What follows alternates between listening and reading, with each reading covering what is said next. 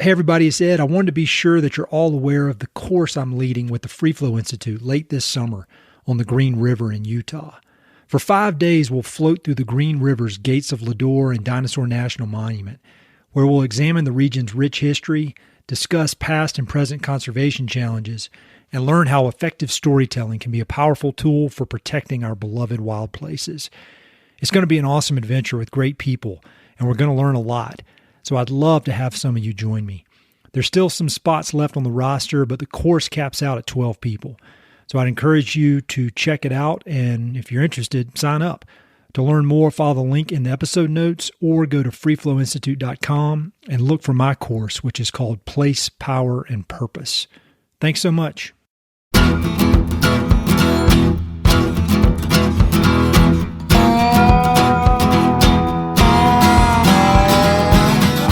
This is the Mountain and Prairie Podcast. I'm Ed Robertson. My guest today is Jesse Griffiths. Jesse is an Austin-based chef, author, hunter, and fisherman, and he's also the co-owner of Dai Due Butcher Shop and Supper Club and the new School of Traditional Cookery. Jesse's work has been featured everywhere from the New York Times to the Joe Rogan Experience, and he's a regular contributor to Stephen Rinella's MeatEater. As an author, Jesse's received great praise for his 2 books, the James Beard Award-finalist cookbook, Afield, as well as his most recent title, the Hog Book, A Chef's Guide to Hunting, Preparing, and Cooking Wild Pigs. Born and raised in Denton, Texas, Jesse grew up obsessed with fishing.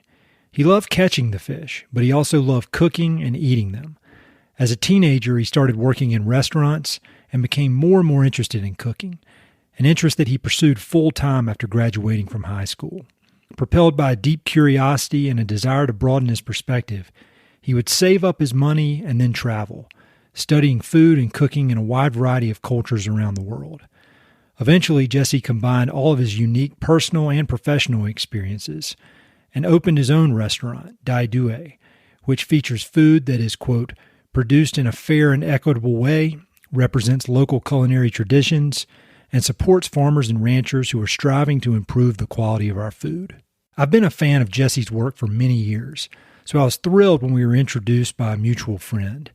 Over the course of this conversation, we covered a lot, including Jesse's upbringing in Texas and his early days in cooking, the importance of international travel, the challenges of getting Dai Due off the ground, the importance of humility and curiosity, a deep dive into wild hogs in Texas, his approach to writing, his recent obsession with wild turkeys, and of course, Jesse offers up a ton of great book recommendations.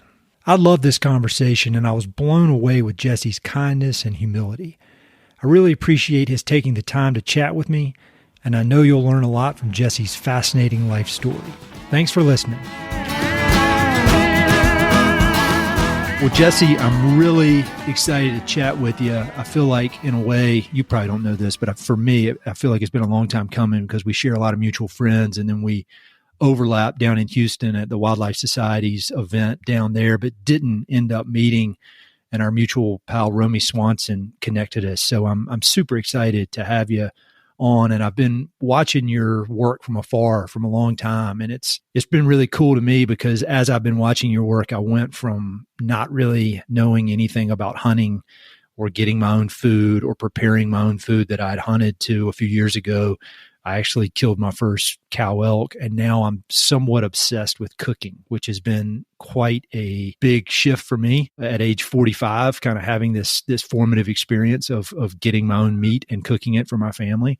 And so I'm super excited to talk with you, and I'm glad we waited to do it till now because I have a much better, deeper perspective. But I'm just really interested in how you got on this trajectory that you're on. And so I know you've told this story a million times, but would you mind telling me a bit about where you grew up and how you grew up? Certainly. And yeah, thank you so much for having me on. I've been looking forward to this conversation for a while and glad to finally get to connect. So, I grew up in Texas. I grew up in North Texas, north of the DFW Metroplex in a town called Denton, which is a bit of a college town, but still kind of a small town, but a lot of outdoor access, So I grew up fishing up there quite a bit. I mean, I've been fishing since I can remember. I mean, there's pictures of me as basically like a baby holding a stick over the water. So that's been something that's been a constant my whole life. And I grew up there and started working in restaurants when I was around 15 or 16. I really appreciated the cash influx that restaurants brought me at the time. And so I was a bit of an obsessive worker. I just like to work. And I was working at one point 3 jobs at one time in my high school years, just in restaurants. And I never had a affinity towards food service really, but it just it presented a unique career. I don't know, the hours, the money, the camaraderie. I don't know what it was, but it kind of appealed to me. I didn't grow up in a particularly food forward household. You know, we my mom did her best, but we ate a lot of TV dinners and some frozen stuff and fish sticks. And I remember that, from my childhood. It still kind of informs what I like to eat now. And so I just started working in restaurants almost by default and just spent young adulthood eventually getting into the kitchen and just developing more of a love for food. And I always, like I said, loved fishing. And then, over the years, I started working as in a prep position in a kitchen, which involved a lot of butchery. And so I learned how to butcher mostly hogs and lamb and also poultry, we did tons of chickens and also all the seafood. And then started hunting after that as an adult, began hunting. So I already knew how to butcher animals, but I had never done the first part of it. I was used to animals once they were cold. Yeah. And so dealing with them warm was a bit of a new thing. And then, like I said, as an adult, just really took to hunting and loved it, and just gave me an opportunity to be outside as much as possible, coupled with fishing. And then my love of cooking and processing animals. I still love filleting fish and breaking down pigs and plucking turkeys and things like that. Those are very enjoyable to me. And then it's also the cooking. I'm constantly cooking game. Eat it at least once a day, if not twice, and sometimes 3 times a day. And I'll never stop loving that. And so that's kind of the trajectory of it, over the years. I'm so impressed that you were working that hard, at age 16. I mean, when you mentioned you got in there, just kind of looking for a job, but was there a memory you have or some point, whether it was in your teens or maybe after the fact in your early 20s or something, when you were like, all right, this is really cool and I really like this. I mean, hard work, it's not the easiest job in the world, but this is what I want to do. I mean, was there a moment when you decided, when you realized kind of like this is it, or was it more of just kind of a slow progression over many years of working in the industry? A bit of both. Like I said, I enjoyed it. And I was probably around 19 or 20 before I got into the kitchen. Okay. And at that point, I really started to discover that I loved food. I dabbled in cooking, as a kid. I remember catching a crappie, like driving. So I think I was probably 16, driving up to Ray Roberts, which is a lake just north of Denton, and catching this big fat crappie. I think it was the only one we caught. A cold front had come through. I remember it being cold. Yeah. I remember a lot of details about this. No, that's cool.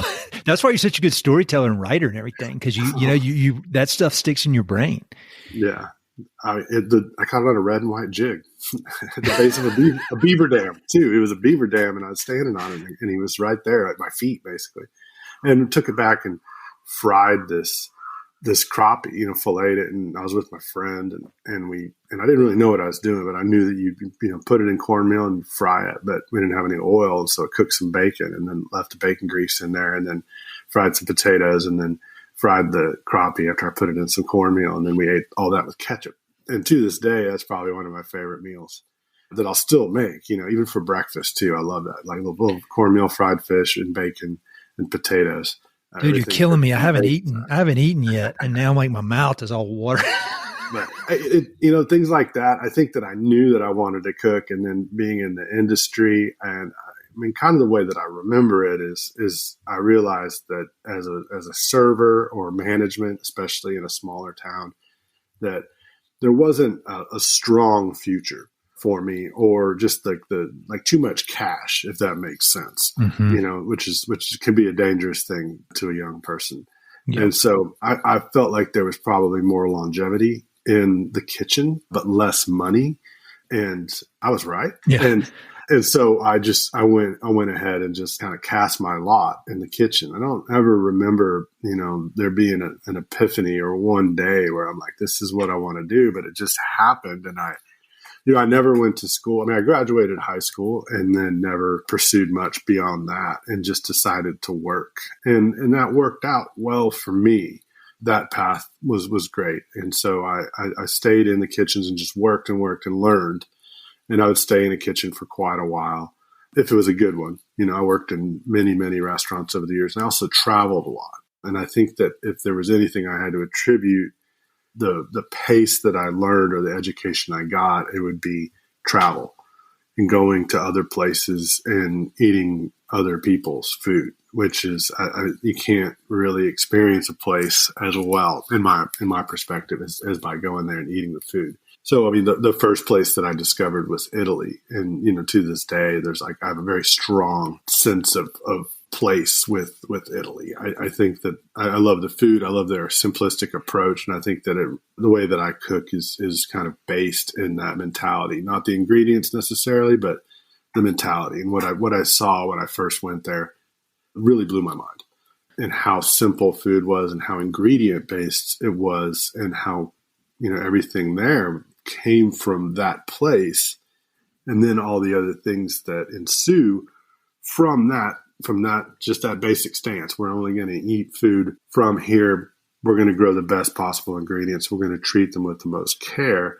You can really apply that to everything, including wild game. That is part of your resource, like the palette that you have to paint that picture. So I think that, the Italian approach really resonated with me. And then after that, I traveled some more. I went to France and Spain and Switzerland. I spent a little time in Mexico and came away with the same thing from all those places, except just different ingredients. And so I think for me, I would work really hard, save up money, and then just spend all that traveling. So I guess instead of culinary school or some sort of secondary education, I just went around and ate and drank and walked a lot. That's awesome, man. I mean, that's the way to do it. How old were you the first time you left the country? I was 25. I landed in Europe on January 1st of the year 2000. And on my, if you recall, all the planes were supposed to drop into the ocean. Yeah, I was telling my girls about that the other day. Yeah, I was 25. So, I mean, not super young, but, I think at a point where, I had reached some maturity and was starting to kind of absorb things a little bit better. And that trip was very, very formative for me.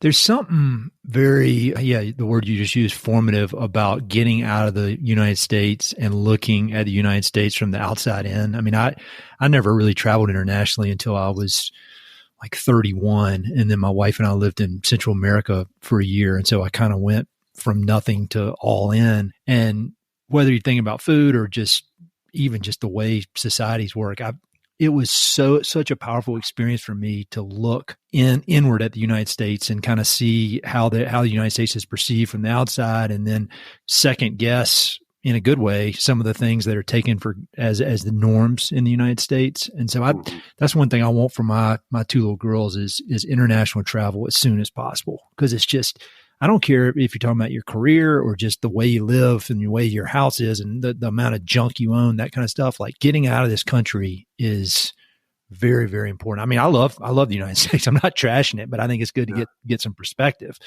you think I'm off on that? No, I agree 100%. In fact, I'm taking my daughter to Europe for the first time this summer, and she's so excited. I mean, she's nervous because I'm making her learn a little bit of 3 languages. Nice. Just because I'm like, we're not going to other people's homes without at least knowing how to ask where the bathroom is and how to order off a menu, which is, I mean, let's face it, primarily what we're going to be doing. I think it's just respectful and just to be able to see the world from their eyes. And also just, when you're there, like, absorb everything and just be happy you're there. And you can learn so much. And then when you come back here, you can apply a lot of that learning here. I mean, and, we're also so lucky to live in such an incredibly multicultural country also, where within Austin, I can go and explore all kinds of different foods. And I do that a lot with my daughter too. We'll just pick a new place. I'm like, we're going, let's check it out, and just the more exotic or just off the wall, the better. It's like, let's go have Pakistani food and let's go and order the craziest thing we can find on the menu. Let's try something. It's just like, to me, it's just so much fun, whether you're traveling overseas or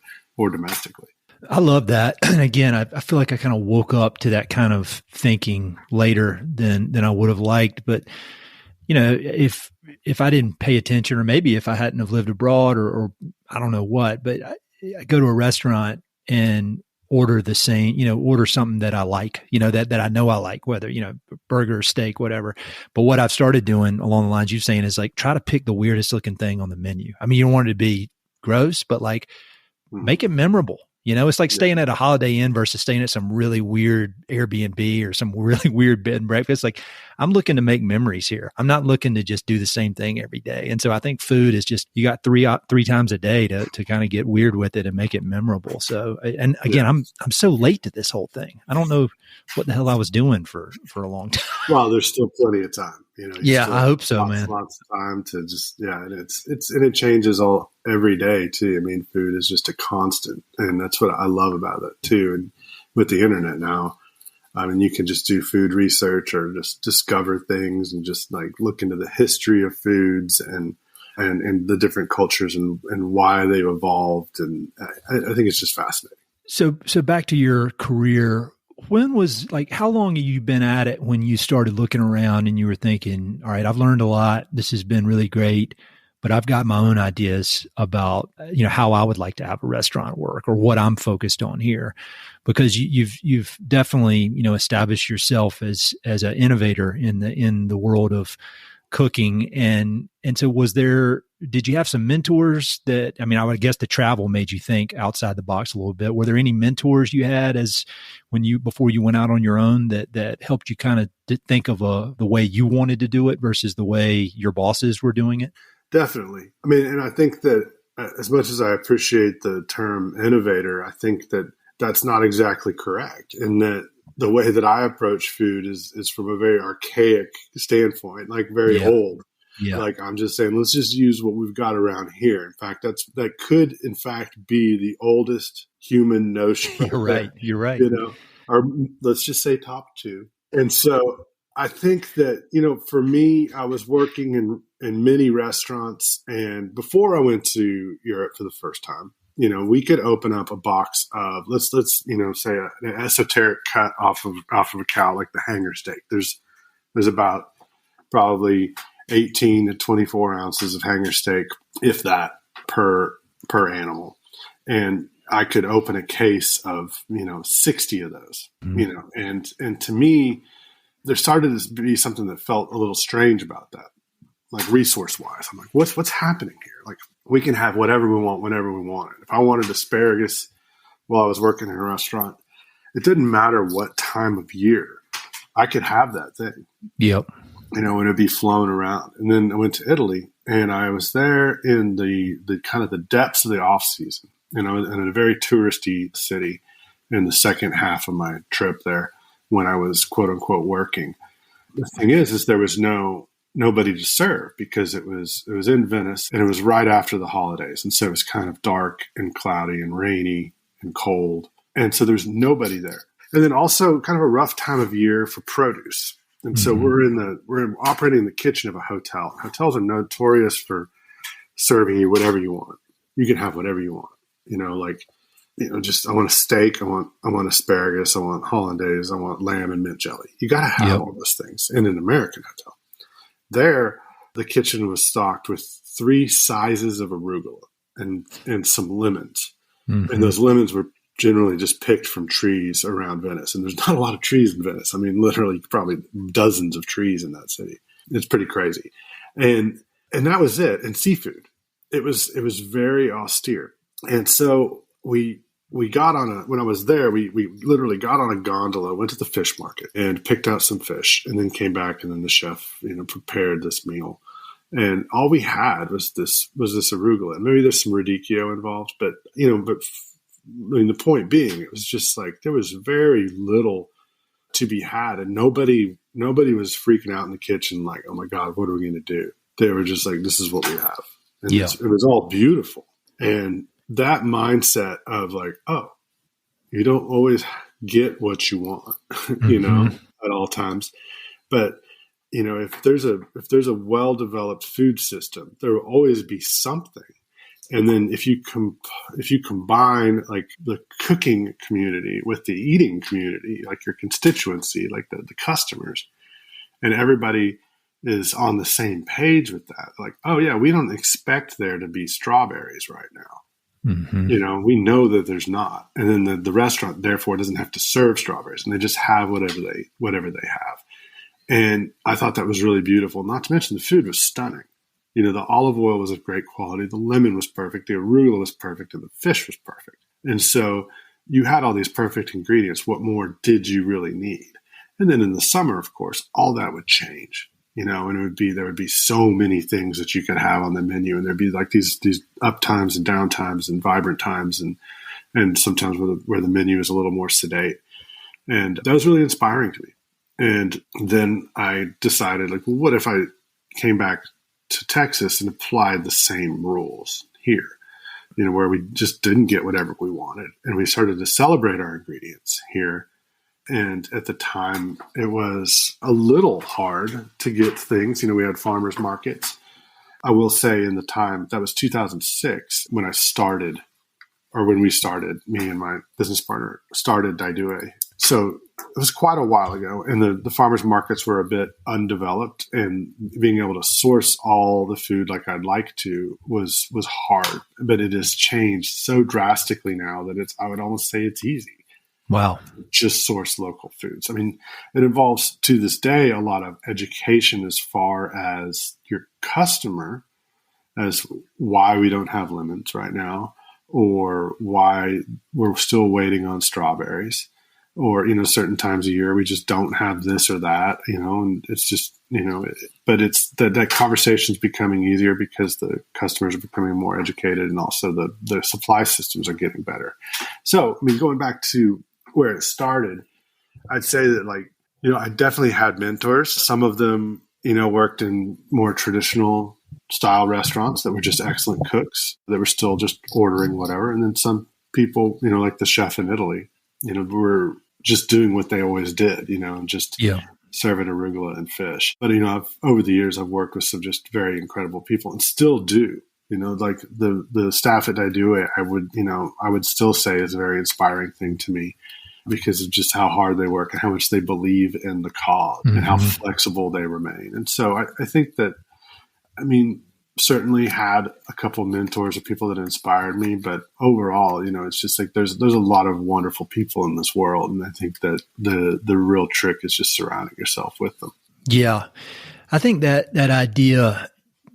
I was thinking about this weekend as well. Man, I think I was like thinking too much this weekend. I should have been doing some physical labor instead of sitting around thinking. But I was thinking about the need for constraints, whether you're talking about some creative project or in your case, your restaurant and your cooking style. This, we live in this world of just pretty ridiculous abundance where you can pretty much get anything or any information you need at any moment. And I don't know that we humans are wired to deal with that very well. And so the only thing we can do is put up these constraints.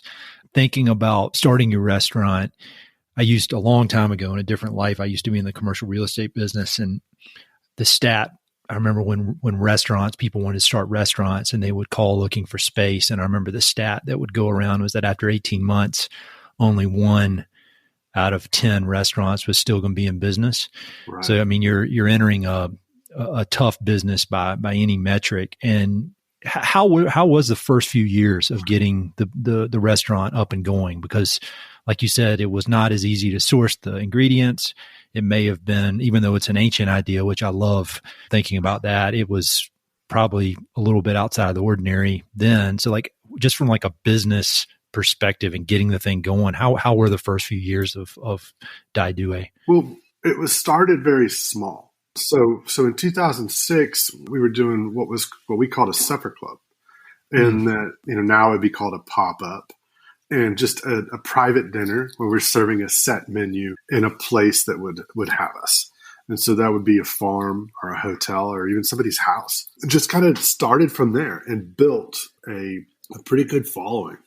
So by 2008, 2 years after the initial dinner, we were going to the farmer's market and we were selling sausages and mustard and pickles and some butchered items, as well as hot breakfasts, which was really, really popular at the farmer's market. Nobody was cooking food to order at a farmer's market. And if I'm not mistaken, in the state of Texas, we were the first to draw a permit to actually cook at a farmer's market. Oh, wow. Instead of just bring the food, like pre-rolled tacos or some cinnamon rolls and stuff like that. So we were actually cooking, sausages to order and eggs and making tacos there to order. And that was successful. So we built on that. And I think, we never had any debt or investors or anything, and built and built and built. So we're doing the supper club and the farmer's market. And then in 2009, we started the new School of Traditional Cookery, which incorporated hunting into it. And we started doing the educational aspect. So it was our long form hunting classes and then also day classes on usually feral hog butchery or venison butchery. And so that was, 2009, and that continued. And then in 2014, we opened the restaurant. Okay. So very slow build. We were 8 years in before we opened the doors of a brick and mortar, which I think was a good choice. Gave us a lot of time to develop those relationships with producers, the ranchers, the farmers, the dairies, all that, to be involved in the legislative items that come along with that, to be on their side. We were at the farmers market. And so we were shoulder to shoulder with a lot of these farms and ranchers. And to this day, we're still friends with a lot of them. Mm-hmm. and have supported them for a very long time now. And so opening the restaurant at that point, I think really allowed us to put down some significant roots. Yeah. And then open the restaurant, and then of course have a restaurant problem. I will say the first couple of years of the brick and mortar were very, very difficult. And there was a moment where it seemed imminent that we were going to close. What was that attributed to? Just the management of the business kind of thing? Because just managing all those people, that is such a hard deal in any business. But I would think, I don't have any experience in the restaurant business, but it just seems like there's so many moving parts. There's so many personalities, crazy hours, extremely hard work. How was that, learning to be a manager? Well, it was totally different. And yeah. But also I think the customers were different. The people go to the farmer's market to be at the farmer's market to get our food. When we opened, there was some excitement about it, and people would come in there, but they just didn't understand what we were doing.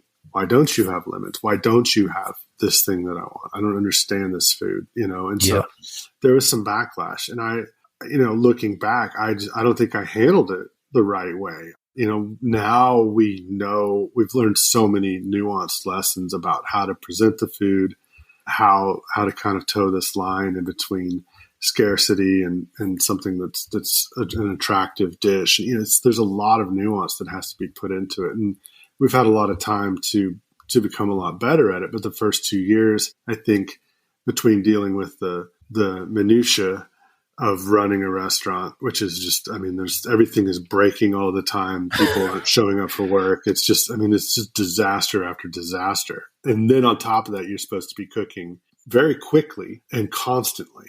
By our second summer, things were so dire that, there was talk of shutting it down. We were like, we're out of money. We're going to be, there was a day, we could see it on the calendar when we were going to run out of money. And then just maybe a couple of weeks before that day, we won the Bon Appetit top 10 best new restaurants in the United States. And did you have any idea that was coming? I think we had some indication, and that it saved us. Overnight, all of a sudden the restaurant was just packed. And then we had new problems of just like, oh, now we've got a bunch of people here. We're just getting our asses kicked. Yeah. But in the end, it really did save us. But it also, the double edge of that is then it also opens you up to a bunch of people now showing up at your restaurant to basically prove that you're not that good. Because that's, some people do still, well, not still, definitely today, but some people just operate from that kind of perspective in their life. They're like, oh yeah, you think you're that good? And, I always wanted to say, like, I don't think I'm that good. These other people did. Yeah. I didn't, I am not the editor-in-chief of Bon Appetit. Like, somebody else did this, but, it was much appreciated. And of course, and what an honor. And, we've had many of these honors over the years. It really kind of, it should just keep you humble and rededicate you to the craft. And so, yeah, we survived. And then from there started to thrive and weed out our bad ideas and my bad ideas and replace them with better ideas, and then learn business the hard way. Like, this is how business and management, there's a way to succeed. I mean, I still don't know what it is, but how you manage people and how you manage numbers is an inescapable part, obviously, of a restaurant. And it's something that we went into with no knowledge of. Man, the School of Hard Knocks, though, I mean, it's not easy, but I mean, I went to get my graduate degree in MBA, and I left the school, and I mean, I didn't know how to run a business. I could do some spreadsheets, and it's just like you with your international travel and just diving in and learning this stuff. I think there's such great lessons there. And I think that's where the real learning comes, especially when you start getting your ass kicked a little bit. That's when you really learn. Have you always been super humble? Because like everything, I watched a bunch of videos of you, and we got mutual friends, and whether you're on Rogan or whether it's an interview, it's just that you are constantly talking about how much more you have to learn. And do you attribute that to how you were raised or to just being endlessly curious? And I know there's a risk in asking a humble person to brag about why they're so humble, but that really strikes me, even in the inflection of your voice. You're just a super down to earth, humble guy. Is that a choice, or is that just how you're wired? Probably wired. I mean, my parents are both very much like that. I think my parents are just incredible humans, and just kind of imbued that on me. I love learning, and I love assuming that I don't know anything. And it works for me to just kind of walk into everything, and then maybe I do know something, but everybody will find that out eventually, and that's okay. But I would much rather walk into a room and learn a bunch of stuff than tell everybody how it's done. I think that, you're just going to get more out of it. And I am very curious. I can't stop. Well, I can't stop buying cookbooks for one, which is a real problem. And I mean, just to kind of like make a small point about that, it's just like, but I think learning and curiosity is huge. And I try to convey that to my staff as well. We have a program, we call it the Dai Due Dining Club. And once a month I come up with an assignment. And the aim of that assignment is just to continue their education in a way beyond their daily routines. And so it might be to go to a grocery store and buy something that you don't like to eat, and then report back to the group about what that was and why, and what's the history, and why maybe you've never tried it, maybe it just sounded bad, stuff like that. But I think that, the curiosity and challenging yourself, like you might think, oh, this is the way that you have to always do something. And then you see somebody else do it a totally different way, and it's like, well, it works for them too. This is the beauty of life right here. There's different ways. And so I think that like curiosity and being, as you said, humble it's just a great way to get more out of it. And I try to really convey that to the staff as well.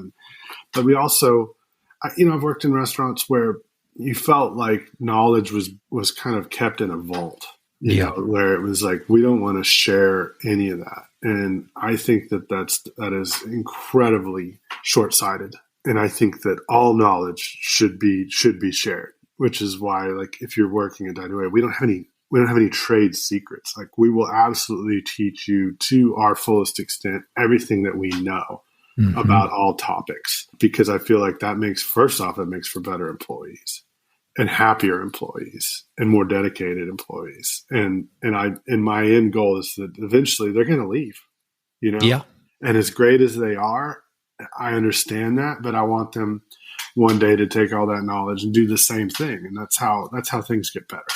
So I think that, having mentalities like that of curiosity and the willingness to constantly learn and never stop are very key in this, and if you want to call it an industry, but also just among, in hunting, eating, just sustaining yourself. There's so much to learn. There's so much to teach, and, we have technology and we're getting smarter and better at things, I think, in some ways. And I think that it's just that curiosity is what keeps things going and will eventually make things better. Mm-hmm. Yeah, I 100% agree. I mean, that's the whole reason I started this podcast, is just because I'm so curious about other people. But the thing about the podcast is, like, obviously I want to talk with you, or obviously I want to talk with some historian. But what I've learned is that truly there's really not a person on the earth that I come in contact with that I can't learn something from. And I think when you enter even into, nowadays everybody's so damn mad about everything, but if you enter even a potentially, adversarial conversation with curiosity, like, I'm not talking about fake, I'm talking about really curious. It's amazing what that can do to the tone of everything, because there's some generosity to that, I don't know. I think curiosity is one of the secrets to life. Not that I'm a guru. You're more of a guru than me. Oh, thank you. I don't want you to be worn out talking about this, because you've talked about it forever, but a lot of my listeners are probably not familiar with wild hogs and what they do in Texas. And so I was wondering if you could give a brief overview of this insanity with the hogs, and then talk a bit about all of your work to turn these crazy animals into a really, really good meal.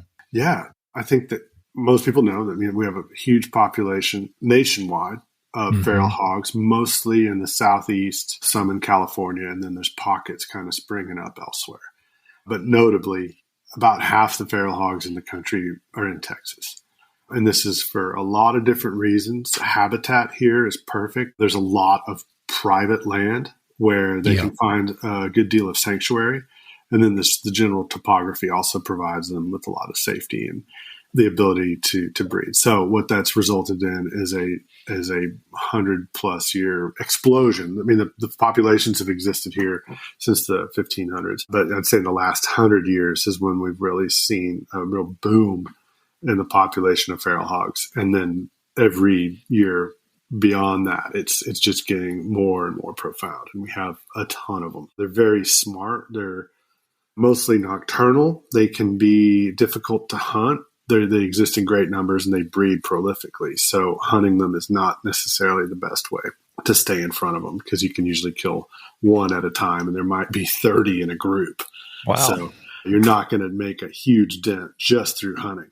So trapping, shooting them from helicopters, things like that are a little more effective. There's been other measures taken, things like poisons and stuff that didn't really work out have been implemented here. So, I mean, what we have is a pretty unique feral hog issue in Texas, but one that we will probably see expand to other states as the reality of it kind of comes into play, and that there's not a whole lot that we can do with our current methods of controlling pigs.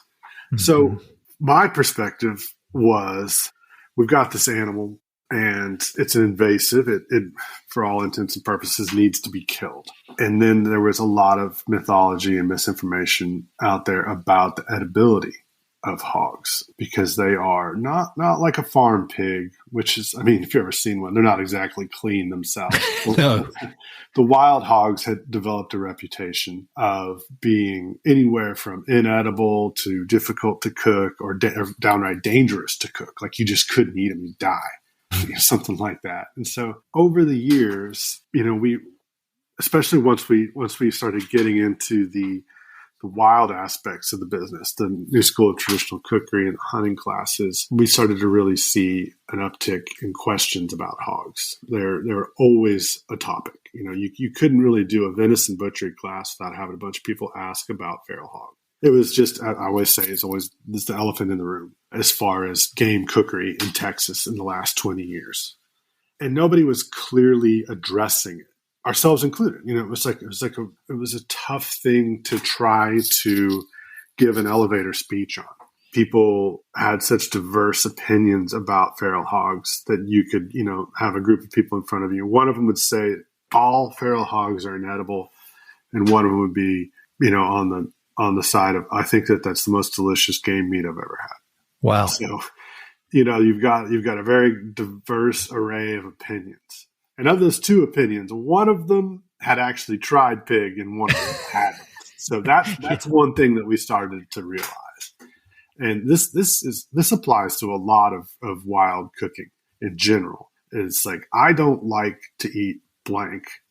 And you say, well, why not? Have you ever tried it? And the answer is almost invariably no, or yes, once, but I think we messed it up.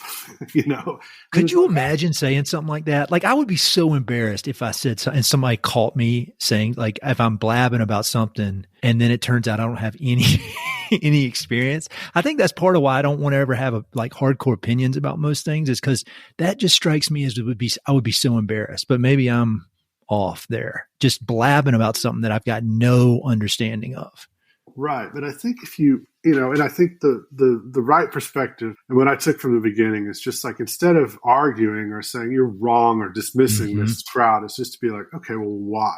Why? Curiosity. Do they think Yeah. that? And to me, it's very interesting. I had a fascinating conversation with a friend of mine the other day, Kevin Harlander. He works for First Light, which is the outdoor gear camouflage company, a dear friend of mine. And we were actually driving up a road talking on the way to go roost some turkeys early in the morning. And we started realizing that there's two different words for the butchery process for an animal that you can use. I usually say processing. A lot of people say cleaning. And we had this realization that you clean things that are dirty. You know what I mean? Yep. You don't bring a chicken from the store home and clean it on the cutting board into 8 pieces. You know what I mean? You have to clean it because it's dirty. And a pig is, and this is inarguable, very dirty. You know what I mean? It's covered in mud. Maybe it's covered in ticks. Maybe it smells kind of bad. Maybe it's a board. It kind of smells bad. And so what you do is you have these very real qualities in feral hogs. You have these perceived qualities in feral hogs. Like, they're going to, if they kind of smell bad, they're going to taste bad. Also, the danger of eating, you can't eat them, they're loaded with parasites. Not true. I mean, true to an extent, but not true. I mean, if you freeze it and then cook it to a certain temperature, you don't have anything to worry about. Yeah. We wear gloves while we're processing.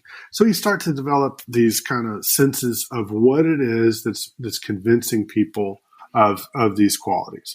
So it's an emotional response in a lot of ways to what they perceive to be this unclean creature, biblically, and then which is sometimes backed up. And then you also have this sense of, and this is where I think it's a little more complex, but I think that this weighs in very heavily as far as the perspective. If you tell somebody that they don't have to process the animal, skin and gut it, and it's 1 a.m. and they're looking at a 200-pound pig on the ground, they're kind of tired and they're 4 beers in, they're going to be like, yeah, okay. Yeah, you know what? You can't eat those things. You can't do it. You just can't. Although I hear they're loaded with parasites, and you walk away. It's easy, And I'm not going to defend eating all feral hogs at all. If you were a farmer and a sounder of them got into your pasture last night and you killed 7 of them, I'm not going to be like, well, why didn't you stay up till 4 a.m. getting every bit of meat off of all those animals? I mean, if you shot all 7 of them and drug them into the ditch, I'm like, I get it, Yeah. But I think that also when you allow that, you don't treat something as a resource or even a plausible resource, then you're going to come across a lot of people that are just going to embrace that because it's easy. And so I know that I'm not going to change anybody's minds that way, and I'm fine with that. But I think at that point, when writing the Hog Book, decided to focus on, when I'm writing or trying to communicate, I try to pick either a specific person or I kind of build a personality, and then I talk to that person. And nice. Okay, I get it. Yeah. That person was somebody that kills pigs and is curious about eating them, wants to know if you can, and is open to it. If you're not open to it, obviously you're not going to buy a cookbook about feral hogs. So I'm not going to make that sale anyway, but I wanted to put it out there for people that were curious. And there were some people, many people that were fully on board. I mean, we would do a day class at the restaurant of feral hog butchery, still do to this day. That thing sells out so fast that I could probably do one a week in perpetuity and just sell them out every week. There's just such an insane amount of curiosity around how to go about it. And so we saw that there was enough people out there that wanted to learn, coupled with people that were starting to consider their stances on it as possibly being incorrect or maybe not fully informed. And so between all of that, I felt like, there's a huge paucity of knowledge out there as far as what's happening with feral hogs, how to prepare them, how to keep everything safe, and how to address them as not as just pork. Because I don't think that going to the store and buying a pork shoulder is the same as if you knock down a random pig right at dusk. Yeah, you're not going to have the same experiences. And so from there, I realized that we're going to have to develop a very simple approach to butchering and processing and cooking feral hogs. And that being based upon a question that I would get all the time, still do, which is, what is your favorite recipe for feral hog? And to that, I say, and I have to be as patient and, try to make my face not look like what it wants to look like when I get that question, and just be like, well, how big is this pig? If you have an 8-pound piglet in a trap, or you just killed a 375-pound boar up in the panhandle in a wheat field, we're going to have a couple different recipes for those, right? It's a very different animal. If you shoot an elk and you shoot a small hill country white-tailed deer, you're essentially going to use the same recipes on both those animals, except one of them is going to be way bigger, but it's going to be pretty much the same. But a piglet and a giant boar are very, very different. And so what that indicated to me is that we needed to have an approach that's not going to be so complex that people are going to just open book, put it down, and get frustrated. I can't be like, okay, you need to judge fat content. If it's 45 to 55%, something like that. People are going to be like, oh, I'm out. Yeah. I cannot do this. Yeah. I needed to develop a very simple and straightforward approach to taking all the hogs, since identified as that's the problem, is what we have is people are preparing all different sizes and fat contents of hogs in the same exact way and expecting the same results. And in fact, they're cooking everything like they do venison or beef and expecting the same results. And so what I thought that we'd done there is pretty acutely figured out what the problem was. We identified where everybody was probably going wrong when they weren't having success in cooking feral hogs. So small pigs, medium pigs, large sows, large boars. And that was the kind of the best, very generalized approach that I could come up with.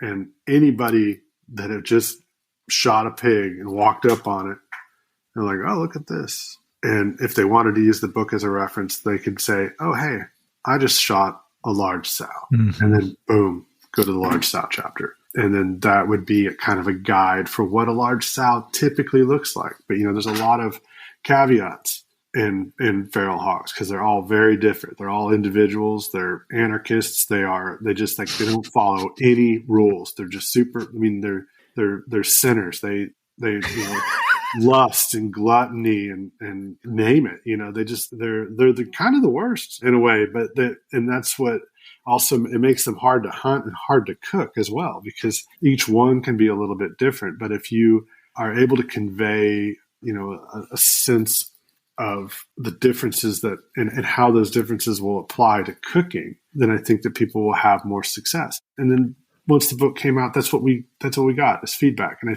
I feel like people really took to it and they got excited again about eating hogs and kind of celebrating them more and looking at them as a food source and as a resource and that they could be delicious. And the feedback we got was overwhelmingly such. And so I'd say that was a success, and it was an educational success. And that's what we wanted to do. And like I said, I mean, I think that conveying knowledge is the best thing, not hoarding it at all, but being like, hey, everybody, this is what we've learned over 12 years of answering questions about feral hogs. Because a lot of times I didn't know the answer, but I had the question. Yeah. And so if I can figure out the answer and if I can compile all of the answers from all of the questions about feral hogs, I think that we could put together a pretty solid guide that's going to get everybody on the same page. It seems like with your writing with the Hog Book and then with Afield, like when you write a book, you're on a mission. Like it's not some kind of thing where, I mean, I guess there is an artistic component to it, but it sounds like from the way you're describing the Hog Book, and I'm guessing it was the same with Afield. Like you're like, this is information that needs to be out in the world, and I'm here to get this information out to people that need it. I mean, is that how you approach writing? Almost like this is very important to get this done. It's not some kind of self-indulgent, let your inner Ernest Hemingway come out. You're on a mission. Is that right? Yeah. I mean, like I said, I try to identify, that person who needs to hear it. Yeah. Them. And then I simply would like to be the conduit. That's awesome, man. And people have busy lives. And this is probably the best job that I'll ever have. I love my work, all of it. I love owning a restaurant. I love acting as a hunting guide and butchery instructor. And I love writing. So, I mean, I'm living the life.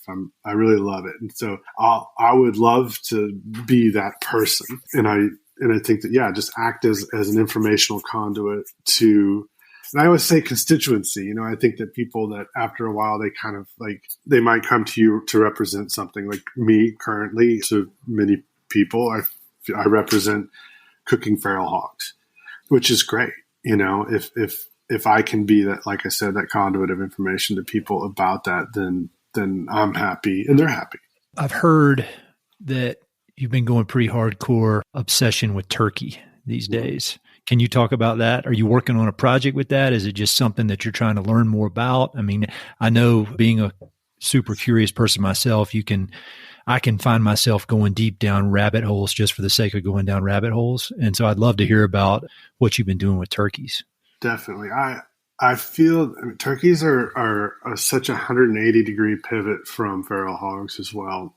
And to me, turkeys represent kind of a pinnacle in hunting and woodsmanship. I mean, first off, they're just an incredible resource. And we've seen what happened 100 years ago when we almost decimated them and there was none left. Mm-hmm. And now populations are rebounding. So, I mean, right there, just so different from feral hogs and just the general approach. Nobody's like, hey, we got to kill all the turkeys, Yeah. And so when I started really getting into spring turkey hunting, and I would absolutely shoot a turkey in the fall years ago. I won't anymore just because I like to save my tags for the spring. Mm-hmm. But I always loved the meat. And I would, if a turkey was walking by, a big gobbler in the fall and the season was open, I was shooting him with my rifle.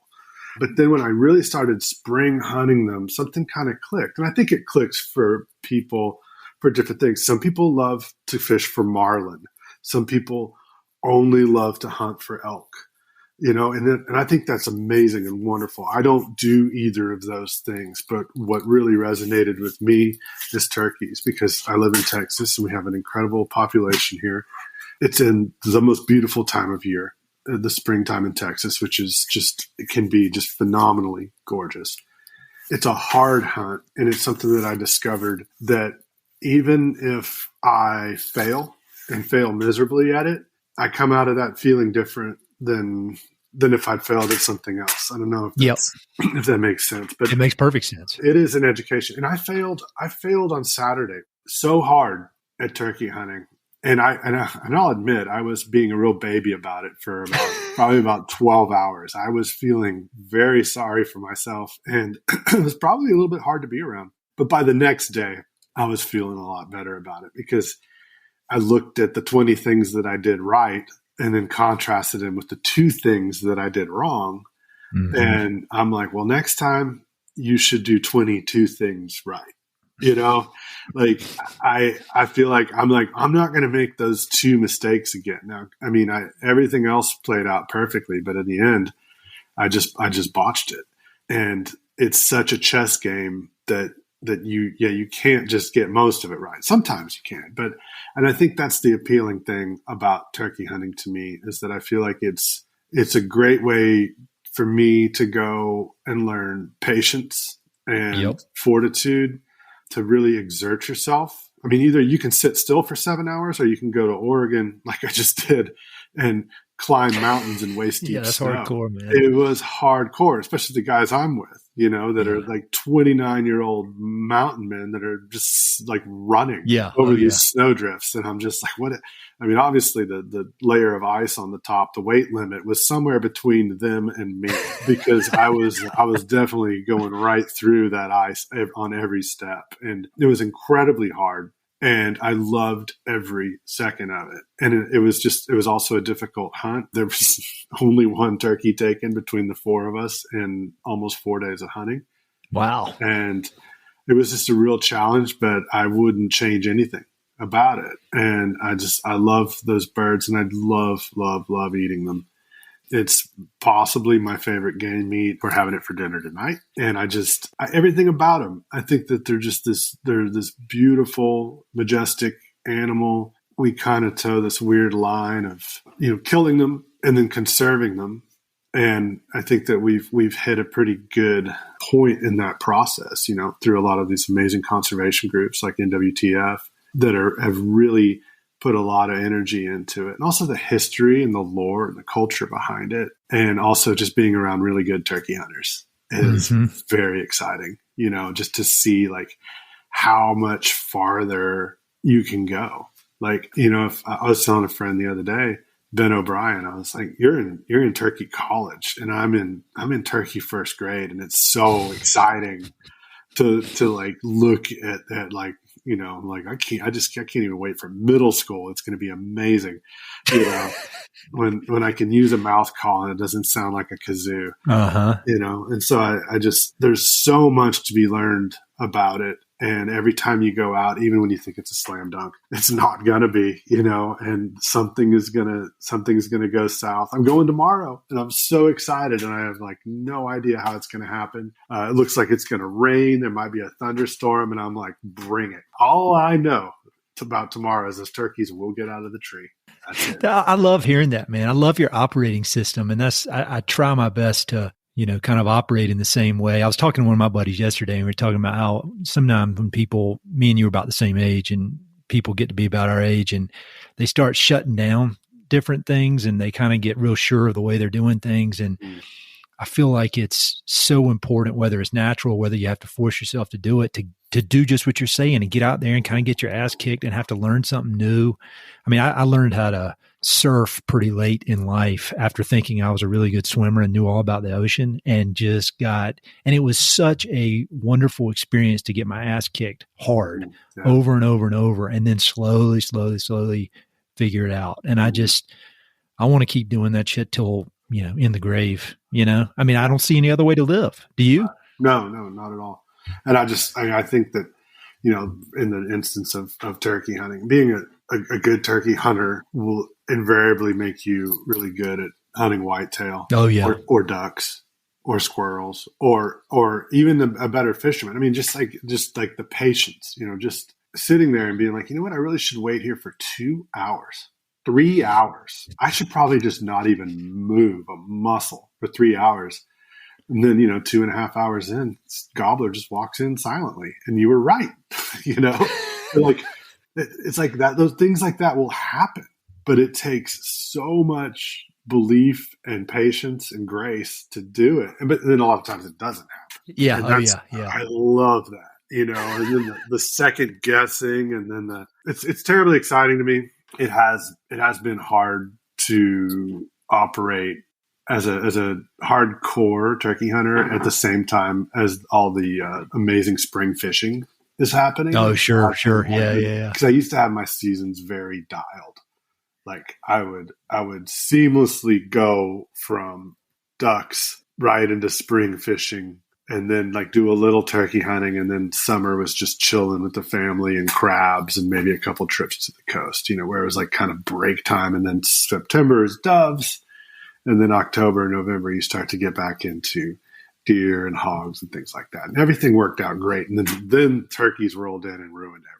Because it's just like, you gotta, like, my favorite things are probably that spring crappie fishing and spring white bass fishing, but also spring turkey hunting. And there's no way. I guess you could do all three of those things, but you can't do all those three things well. Yeah. I'll tell you, man, Texas, I have been spending a decent amount of time down there over the last year or so with all this podcast stuff. And like, I'm starting to get it. Like I got a bunch of friends from Texas, and, there's just this love of Texas that I never fully appreciated. But that deal that me and you were at the same time in Houston, that kind of hammered it home, just the diversity of the landscape. And the other thing that struck me at that event was that all those conservation people, the vast majority of them, and there was like 1,000 people there, they're all from Texas. Like they're from Texas, and they're choosing to work there and do their conservation work there. Whereas I'm in Colorado, and I worked in conservation for a long time. And most people in the conservation community here are not from Colorado. And it's almost like Texas just, I understand, I'm starting to slowly understand what a wild and special place it is, and just completely unique. And from an outdoor perspective, I mean, I don't know how you even begin to pick and choose what you want to do, because you can do it all down there, Yeah. It's so cool, man. Yeah. No, I'm incredibly lucky to be here. And I'm also incredibly lucky to have the connections that I do that gain access, because granted, it is mostly private land. Yeah. Well, you earned that. You worked your ass off for those connections, I mean, I know part of it is luck, but you have been working very hard to do that, and you're an extremely nice dude, and you definitely deserve all the great success you've had with this stuff. It's really cool hearing about it. I just love your operating system, man. That needs to be your next book, a self-help book. Oh, I don't know about that.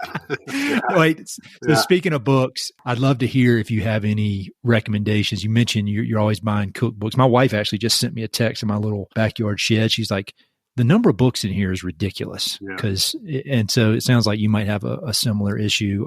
Any good ones that come to mind that you've read recently? Oh, I mean, I think like my classic favorite cookbook is the one that really shifted things for me, and I still pull it out very frequently, is the River Cottage Meat Book by Hugh Farnley Whittingstall.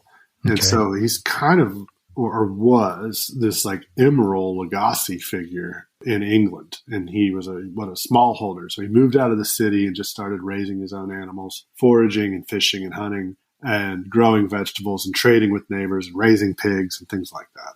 He kind of documented all that. And that book was something that I read many, many years ago. It really kind of changed the path. I mean, I could just keep naming somewhat obscure cookbooks. Anything that Julia Child ever wrote. I love reading that. I love that slice of time. I love that era. And I love what she did, where she righted the ship a bit, where, post World War II, where the U.S. was going down this terrible rabbit hole of canned vegetables, the prosperity and the ease and the convenience was really taking over our food system and our culture. And it was becoming this very vapid style of food, Jell-O molds and mayonnaise-based sandwiches, the whole, that's where it got really bad. And I feel like she just kind of eased in and exposed everyone to this traditional French mentality of food, and just this very beautiful food, and how anybody could do it. And to me, she's a bit of a hero. And so anything that she's ever written, I really, really enjoy. I don't know. I'll randomly pick up cookbooks here and there. I think lately the one I just got was, I think I mispronounced his name. I don't know. It's Evan Funk or Funky. Okay. His book called American's Folino, which is about making pasta. And it is just a gorgeous book, but I'm very much oversimplifying it. He is a true master of pasta. I think that is just a beautiful book. Have you ever, it's not a cookbook, but I had a guy on the podcast named Nate Schweber, and he wrote a book called This America of Ours. And it's about Bernard and Avis DeVoto, who were big conservation folks post World War II, kind of in that gap, and they were best friends with Julia Childs, and how she kind of inadvertently played a massive role in the whole public lands movement and the conservation of public lands when they were trying to dam up everything. Have you even heard of that book? No. I'll send it to you. Okay, You'll love it. love that. It's just even if you don't have any interest in any of it, Nate I've had him on the podcast. He's an unbelievable writer, but given that surprising connection of Julia Child's connection to public lands that I would have never known, I bet you dig it. And so I'll send it your way. You'd love it. Yeah, for sure. And one more, the one I've got next to my bedside right now is Olympia Provisions by my friend Elias Cairo. I'm going to meet him this summer. He is quite possibly one of the most fascinating humans I've ever met in my life, and just a real hero. I mean, everything that he does, he's an avid hunter, and he's a very good hunter. The way he runs, he has 5 restaurants. He has the first USDA sausage making facility in Oregon. He's using all pastured pork. His utilization is over 99% of the animal. He's a visionary and couldn't be better or nicer human. It's incredible. And the book is incredible. And it's very, very inspiring. And it's very beautiful, and it's beautifully written. And it tells his story, and as well as all the technical information behind a lot of the charcuterie and sausage making. And it's an amazing, amazing book. And so I'm revisiting that right now just because I just turkey hunted with him. And I'd always loved the book, but it's more meaningful now having met him. So, I mean, I think that, that would be at the top of my recommendation list right now.